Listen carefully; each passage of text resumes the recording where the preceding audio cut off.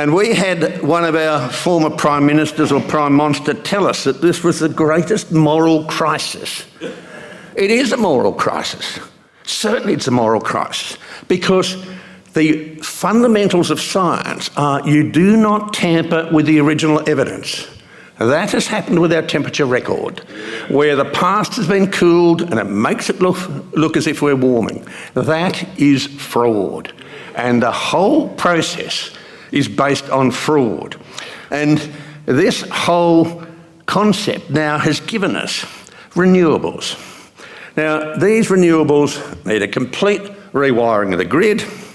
These renewables, wind and solar, if you want to build them, you expend more energy in building them than you do that they'll produce. If you want to build wind and solar, the amount of carbon dioxide to build them is more than they'll save. So why spend trillions? It's just not right. We're making ourselves very vulnerable in this country.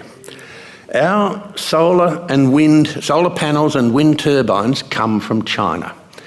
Our wind turbines and solar panels have a very short life. If we kill off our coal and gas generation and have no nuclear, China completely controls the amount of energy we can produce in this country. That is really strategically stupid. And there's only one country in the world that's really survived by using solar, and it's Spain. I mean, the Spaniards are incredibly clever, and they have learnt to be able to generate solar power at night. You heard that correctly. So how do they do it? Well, it's very simple. The subsidies are so generous that you can afford to run a diesel genset and floodlight the solar panels and still make a quid. And that is telling us that this is a scam.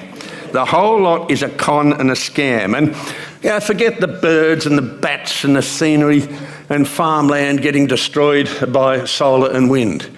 We all know about that. But do we know that if we put up solar panels, they are built by slave labour in China? So if you're a supporter of solar, you obviously must be a supporter of slavery. If you are wandering around in your electric vehicle, prancing around, morally superior, then you need to be able to answer the question, well, why is it that you're driving an electric vehicle when that cobalt, most of it comes from the Congo, is mined by black slave children, and the cobalt goes to China?